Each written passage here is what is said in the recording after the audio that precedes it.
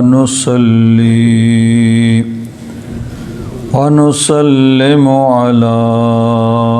رسوله الكريم أما بعد فأعوذ بالله من الشيطان الرجيم بسم الله الرحمن الرحيم إنما يريد الله ليذهب عنكم الرجس أهل البيت ويطهركم تطهيرا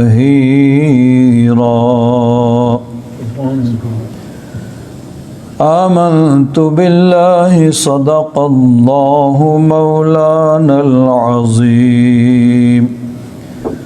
وبلغنا رسوله النبي الأمين الكريم ونحن على ذلك لمن الشاهدين والشاكرين والحمد لله رب العالمين إن الله وملائكته يصلون على النبي يا أيها الذين آمنوا صلوا عليه وسلموا تسليما اللهم صل على سيدنا ومولانا محمد وعلى آل سيدنا ومولانا محمد وبارك وسلم صلاة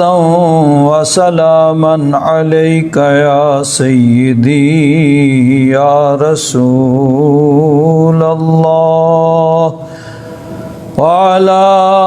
آلك وأصحابك يا سيدي يا حبيب الله بلغ العلا بكماله كشف الدجى بجماله حسنت جميع خصاله صلوا عليه وآله يا صاحب الجمال ويا سيد البشر من وجهك المنير لقد نور القمر لا يمكن الثناء كما كان حقه بعد الخدا بزرگ تو ہی قصہ مختصر۔ حضرات محترم، نئے اسلامی سال کا آغاز ہو چکا ہے۔ اسلامی سال کا پہلا مہینہ محرم الحرام ہے۔ اس ماہ مبارکہ کی 10 تاریخ کو کربلا کے میدان کے اندر نواسہ رسول حضرت امام علی مقام حضرت امام حسین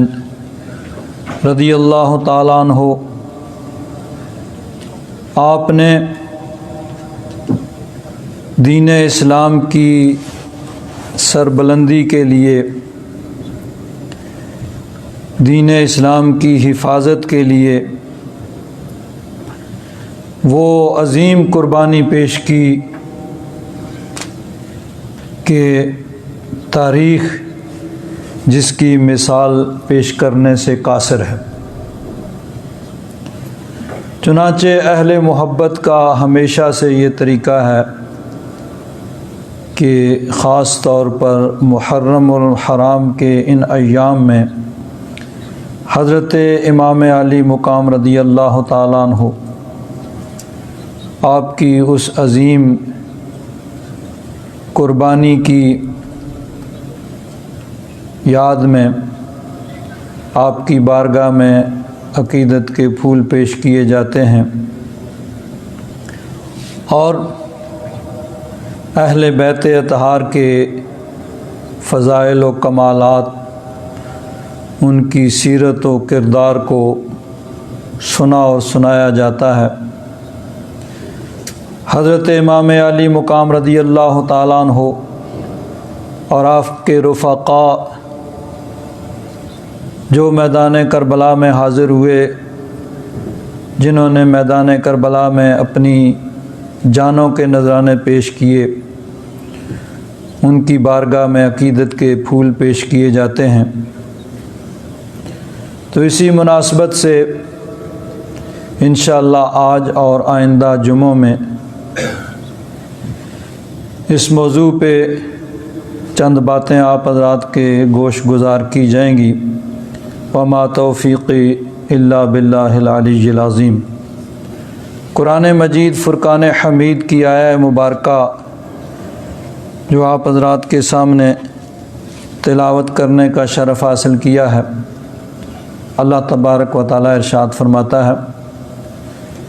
انما یرید اللہ لیذہب عنکم الرجس اہل البیت۔ اے اہل بیت، اللہ تبارک و تعالی یہی چاہتا ہے کہ تم سے ہر قسم کے رجس اور ناپاکی کو دور رکھے۔ وَيُطَهِّرَكُمْ تَطْهِيرًا، اور تمہیں ایسے پاک کر دے جیسا کہ پاک کرنے کا حق ہے۔ اہل بیت سے مراد کون لوگ ہیں؟ اس کے متعلق تین طرح کے نظریات پائے جاتے ہیں۔ ایک نظریہ تو یہ ہے کہ اہل بیت اطہار سے مراد حضرت علی، حضرت فاطمہ الزہرا، حسنین کریمین، یہ حضرات مراد ہیں۔ بہت سی احادیث مبارکہ اس کی تائید کرتی ہیں۔ ایک نظریہ یہ ہے کہ اہل بیت سے مراد ازواج مطہرات ہیں، نبی کریم صلی اللہ علیہ وسلم کی بیویاں ہیں، اور قرآن پاک کی اس آیت کے سیاق و سباق کو اگر دیکھا جائے کہ جس جگہ یہ آیہ مبارکہ سورہ احزاب میں ہے، اس سے پہلے والی آیتیں ان کو اگر دیکھا جائے تو مخاطب ازواج مطہرات ہیں، حضور کی بیویاں ہیں۔ تو اس لیے یعنی یہ اس بات کی تائید کرتی ہے کہ ازواج مطہرات مراد ہیں، لیکن اگر قرآن و حدیث کی تمام تصریحات، تمام آیات اور احادیث کو جب سامنے رکھا جائے تو پھر یہ ثابت ہوتا ہے کہ ازواج مطہرات، حضور کی بیویاں، وہ بھی حضور کی اہل بیت ہیں، اور حضور نبی کریم صلی اللہ علیہ وسلم کی آل پاک حضرت علی، حضرت فاطمہ الزہرا، حسنین کریمین، یہ بھی اہل بیت اطہار ہیں۔ حضور ضیاء الامت حضرت پیر کرم شاہ صاحب رحمۃ اللہ تعالی علیہ نے اس موضوع پہ، اسی مقام پہ ضیاء القرآن کے اندر بڑی تفصیل سے بحث کی ہے، اور پھر یہی نتیجہ نکالا ہے کہ اہل سنت و جماعت کا جو نقطہ نظر ہے قرآن و حدیث کی روشنی میں، وہ یہ ہے کہ حضور کی ازواج مطہرات وہ بھی اہل بیت ہیں، اور حضور کی آل پاک وہ بھی اہل بیت کے اندر شامل ہیں جن کی شان کو اللہ تبارک و تعالیٰ نے اس آیہ مبارکہ میں بیان کیا۔ اور ہم اہل سنت و جماعت تو حضور کے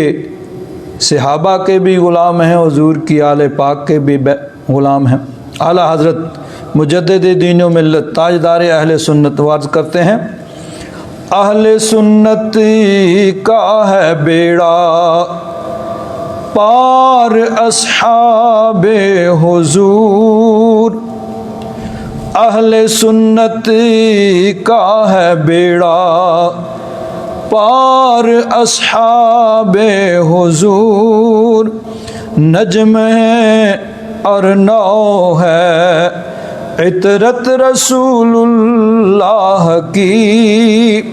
نجم ہے اور نو ہے عطرت رسول اللہ کی۔ اہل سنت کا بیڑا پار ہے، کیوں کہ حضور کے اصحاب جو نجوم ہدایت ہیں، آسمان ہدایت کے ستارے ہیں، اور حضور نبی کریم صلی اللہ علیہ وسلم کی آل پاک جن کو حضور نے فرمایا کہ مثل اہل بیتی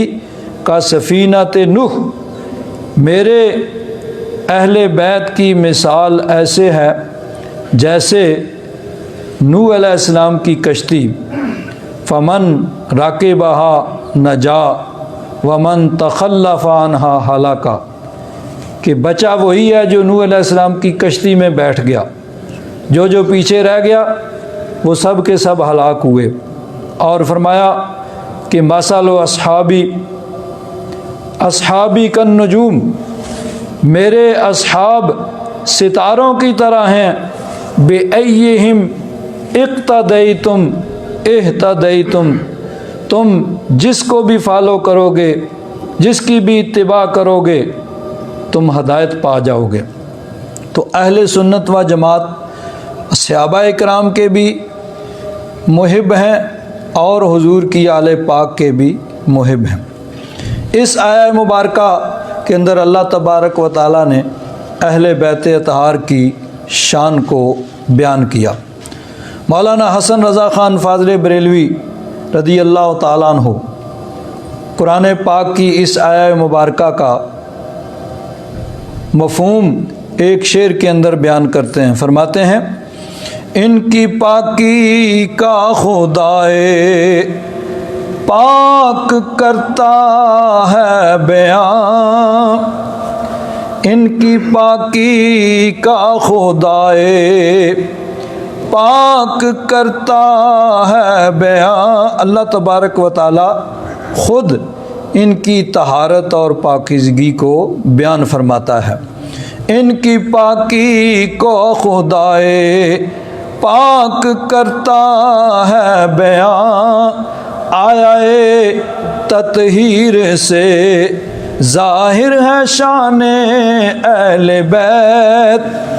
کہ اہل بیت اطہار کی شان آیا تطہیر سے ظاہر ہے۔ قرآن پاک کی اس آیت کو مفسرین کرام کی اصطلاح میں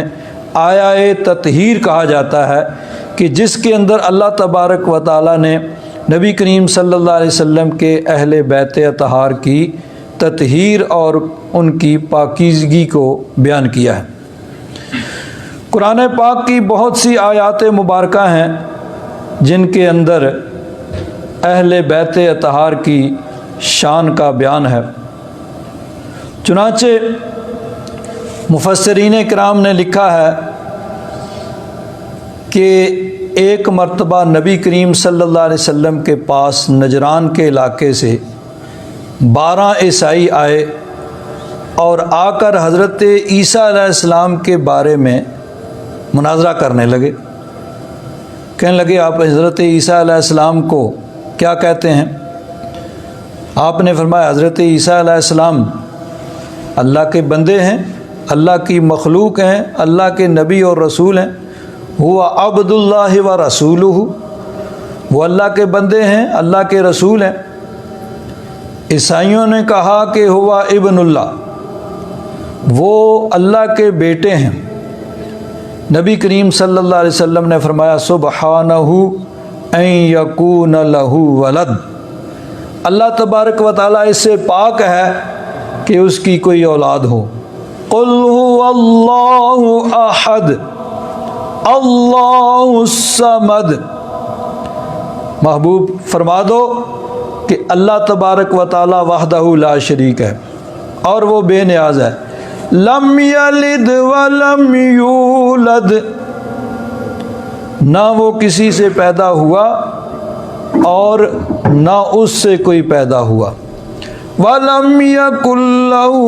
كُفُوًا أَحَدٌ، اور نہ ہی کوئی اس کی ہمسری اور برابری کرنے والا ہے۔ تو اللہ تبارک و تعالی وہ اس بات سے اولاد سے پاک ہے۔ تو وہ عیسائی جو تھے انہوں نے کہا کہ جی اگر آپ عیسیٰ علیہ السلام کو اللہ کا بیٹا نہیں مانتے تو پھر ذرا یہ بتائیں کہ عیسیٰ علیہ السلام کے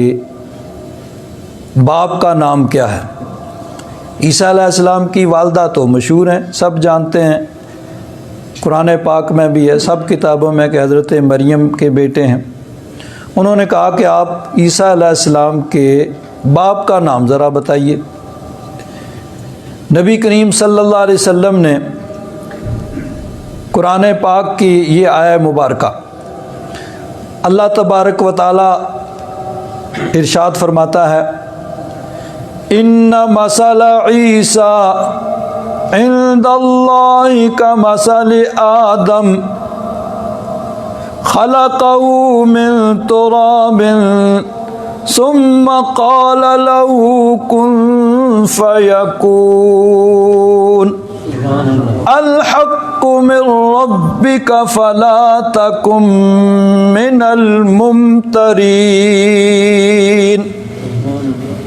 حضرت عیسیٰ علیہ السلام کی مثال اللہ تبارک و تعالیٰ کے ہاں ایسے ہی ہے جیسے حضرت آدم علیہ السلام، کہ حضرت آدم علیہ السلام کو اللہ تبارک و تعالیٰ نے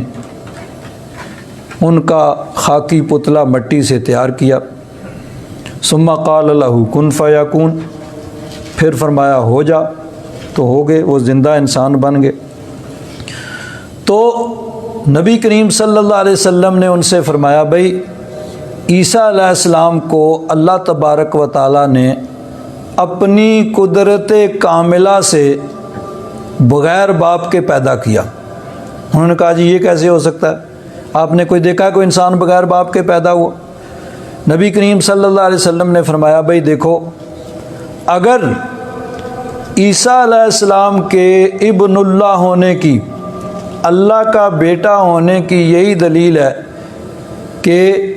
دنیا میں ان کا کوئی باپ نہیں ہے، تو پھر ذرا آدم علیہ السلام کے باپ کا نام بتائیے۔ آدم علیہ السلام کو تو تم لوگ بھی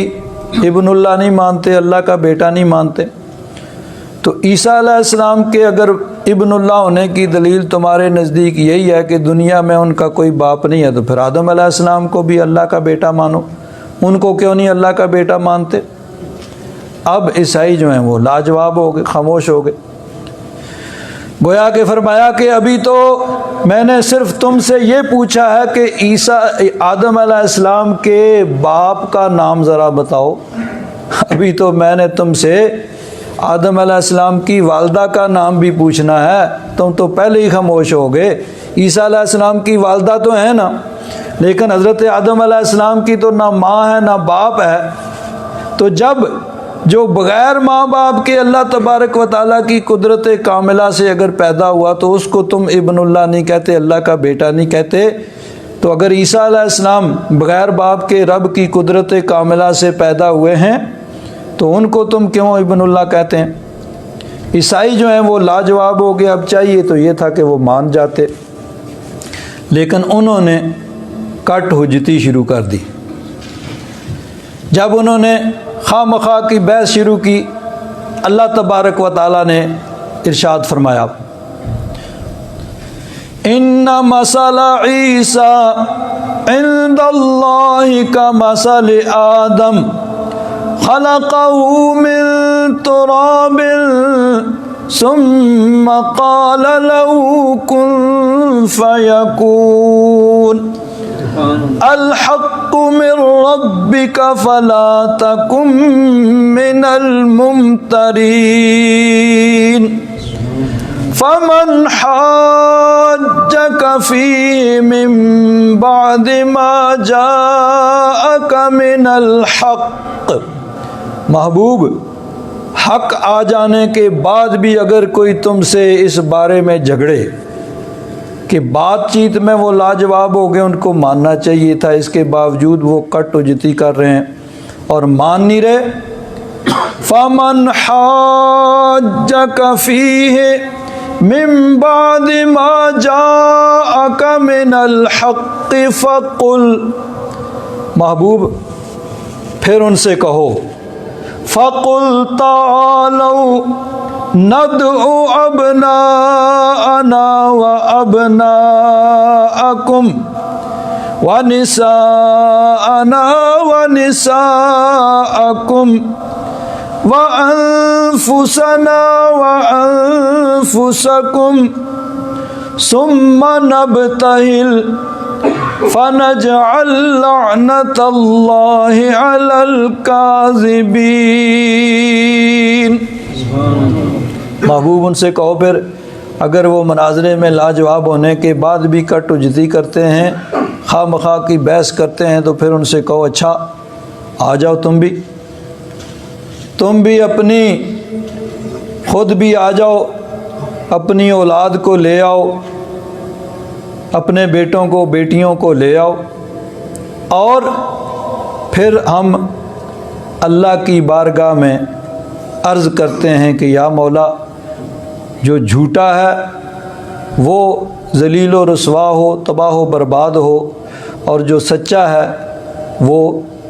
معزز ہو، وہ بچ جائے، اور جو جھوٹا ہے وہ ہلاک ہو جائے۔ سائیوں نے کہا جی بہت اچھی بات ہے، بالکل آپ نے صحیح کہا ہے، سچ اور جھوٹ کا ایسے ہی پتہ چلے گا۔ دن مقرر ہو گیا، اب مقررہ دن پہ پہلے دن آئے تھے 12، اب آئے 60، اور سب سے بڑا جو ان کا لیڈر تھا وہ بھی آیا، اور وقت سے پہلے پہنچ کے وہ کہہ رہا ہے کہ آج دیکھنا میں ایسی دعا کروں گا کہ ان کی شکلیں بگڑ جائیں گی،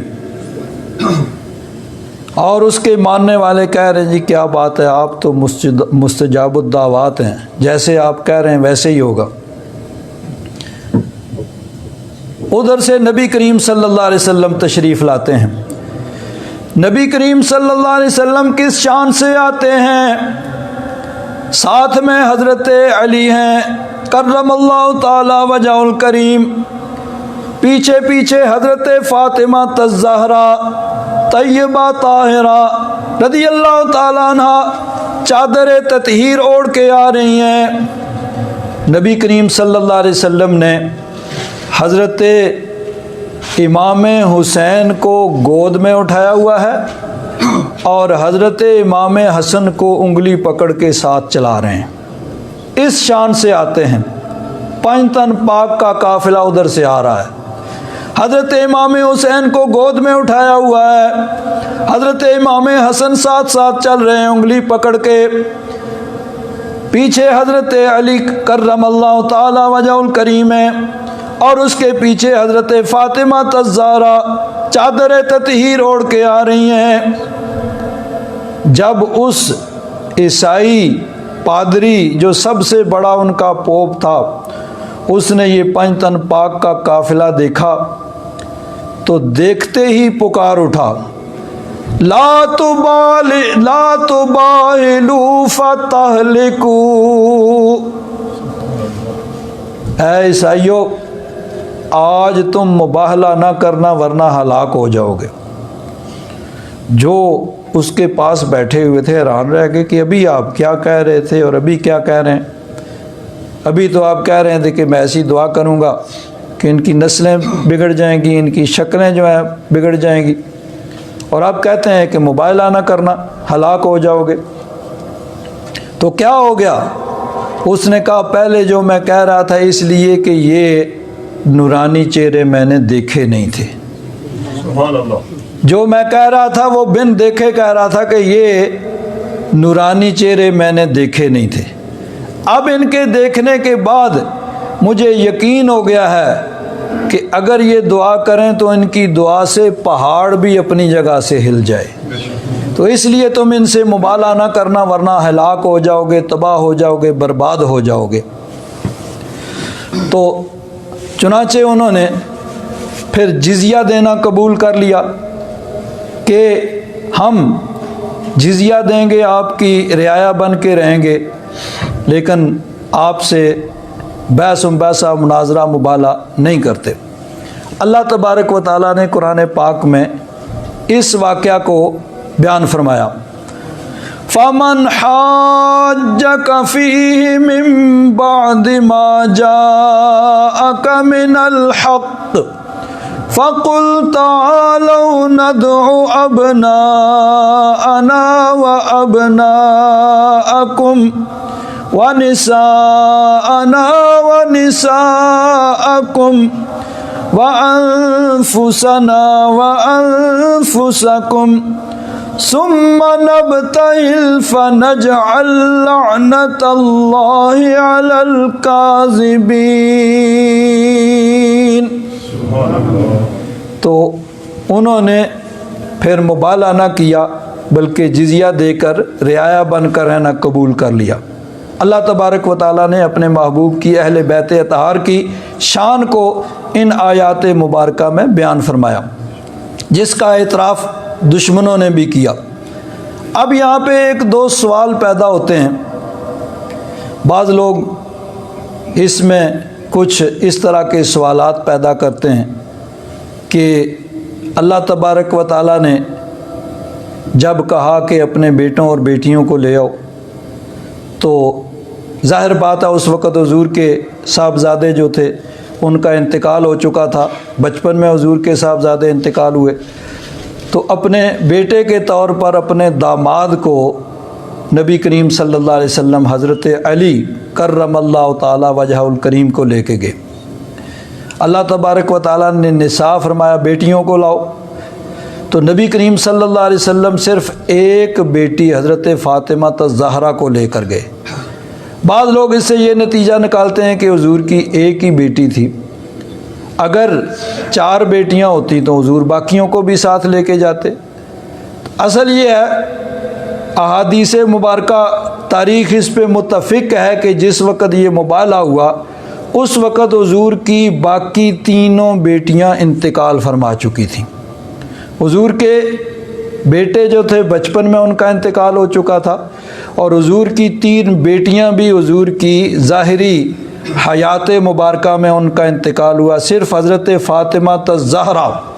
وہ زندہ تھیں حضور کے انتقال کے وقت، حضور کے وصال کے 6 ماہ کے بعد ان کا بھی انتقال ہو گیا۔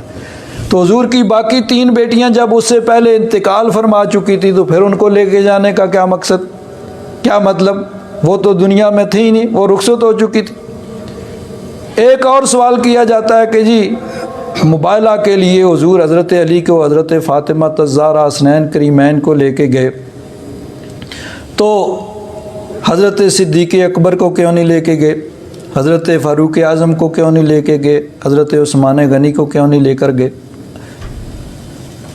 تو اصل تو یہ ہے کہ حضور نے وہ کرنا تھا جو اللہ تبارک و تعالیٰ کا حکم تھا، نہ کہ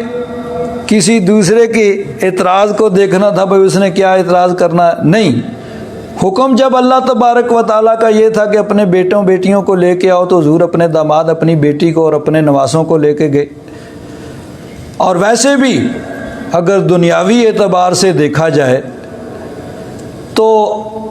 یہ جو اللہ تبارک و تعالیٰ کا حکم تھا کہ اپنے جو حضرت علی حضرت فاطمہ الزہرا حسنین کریمین کو لے جانے کا حکم ہوا، صحابہ کرام کو لے جانے کا حکم نہیں ہوا، اس میں ظاہری حکمت یہ تھی کہ کوئی کہہ سکتا تھا بھائی صحابہ کرام کو لے جاتے، اگر وہ معاذ اللہ ثم معاذ اللہ ہلاک ہو جاتے تو صحابہ اور مل جاتے۔ تو کسی کو یہ اعتراض کرنے کا موقع مل سکتا تھا، اس لیے اللہ تبارک و تعالیٰ نے فرمایا کہ محبوب جب آپ کو اپنی صداقت کا کامل یقین ہے تو پھر کسی کے دل میں کسی قسم کا وہم بھی پیدا نہیں ہونا چاہیے، آپ ان کو لے کے آؤ کہ جو آپ کو دنیا میں سب سے زیادہ پیارے ہیں۔ اور پھر یہ بھی دیکھیں، یہ بھی یاد رکھیں کہ یہ جو چیز ہے نا کہ حضور اپنے اولاد کو لے کے گئے، یہ دنیا کے اعتبار سے ہے، عام دنیا کے اعتبار سے ہے، ورنہ نبی کے لیے ساری امت اولاد کی طرح ہوتی ہے۔ اور قرآن پاک نے فرمایا کہ النبی اولی بالمؤمنین من انفسہم وازواجہ امہاتہم، کہ نبی کریم صلی اللہ علیہ وسلم تمام امت کے لیے وہ اتنے قریب ہیں، اپنی جانوں سے زیادہ قریب ہیں، اور نبی کریم صلی اللہ علیہ وسلم کی بیویاں سب امتیوں کے لیے ماں کی طرح ہیں۔ تو یہ جو کہا حکمت یہ بیان کی گئی عوام کے اعتبار سے ہے، نبی کے لیے ساری امت اولاد کی مثل ہوتی ہے، بلکہ اصل ہے ہی وہی ہیں جو ماننے والے ہیں۔ جو اگر ماننے والا نہیں چاہے وہ نسبی اس کا تعلق ہو، اس کا کوئی تعلق نہیں ہے نبی کے ساتھ، اگر ماننے والا نہیں ہے تو اس کا اولاد ہونے کے باوجود بھی کوئی تعلق نہیں ہوتا ہے، تعلق والے وہی ہے جو ماننے والے ہیں۔ چنانچہ دیکھیے قرآن پاک میں حضرت نوح علیہ السلام کا واقعہ بیان ہوا۔ حضرت نوح علیہ السلام کے زمانے میں جب طوفان آیا تو آپ کا ایک بیٹا تھا نافرمان، جو نہیں مانتا تھا، منافق تھا، سامنے کلمہ پڑھتا تھا، پیچھے سے کافروں سے ملا ہوا تھا۔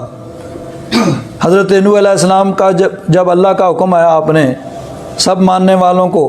کشتی میں بٹھا لیا، دیکھا وہ دور کھڑا ہے، چونکہ بظاہر کلمہ پڑھتا تھا۔ حضرت نوح علیہ السلام نے پکارا، بھئی آ جاؤ، اس نے کہا نہیں، مجھے آپ کی کشتی کی ضرورت نہیں، سآوی الی جبل یعصمنی من الماء، میں کسی پہاڑ پہ چڑھ جاؤں گا جو مجھے بچا لے گا۔ آپ نے فرمایا نہیں، آج کوئی پہاڑ نہیں بچائے گا، آج وہی بچے گا جو میری کشتی میں سوار ہوگا۔ ایک لہر درمیان میں آئی، اس کو بہا کے لے گئی۔ حضرت نوح علیہ السلام کی کشتی پانی پہ تیرتی رہی۔ جب طوفان ختم ہوا، حضرت نوح علیہ السلام اب اللہ تعالیٰ کی بارگاہ میں عرض کرتے ہیں کہ یا رب ذوالجلال، میرا بیٹا وہ بھی ہلاک ہو گیا، اس کی حکمت کیا ہے؟ اللہ تبارک و تعالیٰ نے ارشاد فرمایا انہ لیس من اہلک، اے پیارے نوح علیہ السلام وہ آپ کے اہل میں سے نہیں تھا، انہ عمل غیر صالح، اس کے کرتوت اچھے نہیں تھے، وہ بد عقیدہ تھا، دشمنوں سے ملا ہوا تھا، اس لیے آپ کا بیٹا ہونے کے باوجود بھی اس کا آپ کے ساتھ کوئی تعلق نہیں تھا۔ نبی کے لیے ساری امت جو ہے، جو بھی ماننے والے ہیں، سب کے سب اولاد کی مثل ہیں۔ اور نبی کریم صلی اللہ علیہ وسلم آپ نے تو ساری عمر اپنی امت کے لیے رو کے گزاری،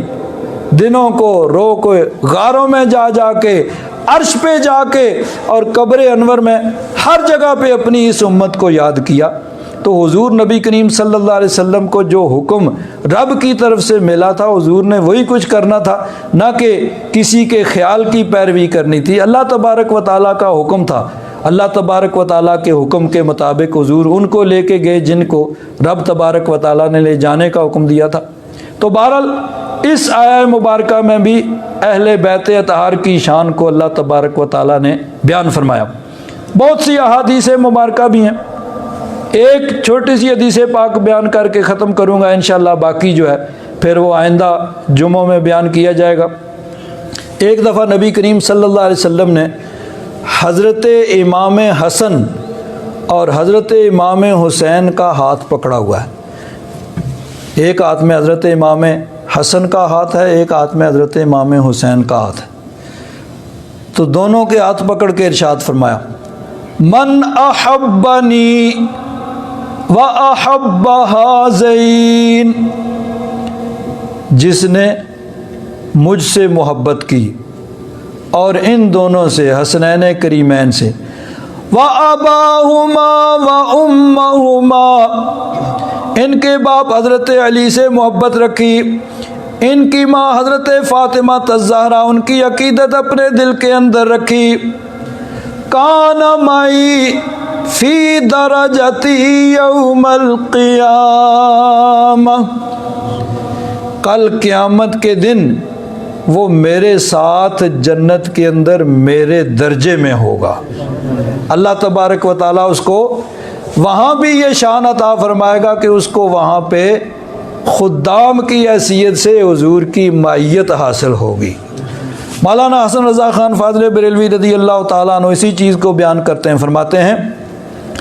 باغ جنت کے ہیں بہرے مدح خانے اہل بیت، جنت جو اللہ تعالیٰ نے تیار کی ہے نا، جنت کے باغ اس لیے ہیں اہل بیت اطہار کے مدح خان، تعریف کرنے والے، ان کی محبت اور عقیدت دل میں رکھنے والے، ان کے لیے اللہ تبارک و تعالیٰ نے جنت تیار کی ہے۔ باغ جنت کے ہیں بہرے مدح خانے اہل بیت، اور تم کو مژدہ نار کا اے دشمنان اہل بیت، اور بے اجازت ان کے گھر میں جبرائیل آتے نہیں، حضرت جبریل امین وہ بھی آتے ہیں تو اجازت لے کے داخل ہوتے ہیں۔ بے اجازت ان کے گھر میں جبرائیل آتے نہیں، قدر والے جانتے ہیں قدر و شان اہل بیت، قدر والے جانتے ہیں قدر و شان اہل بیت۔ اللہ تبارک و تعالیٰ ان کی محبت اور عقیدت ہم سب کو عطا فرمائے۔ آخر دعوانا الحمدللہ رب العالمین۔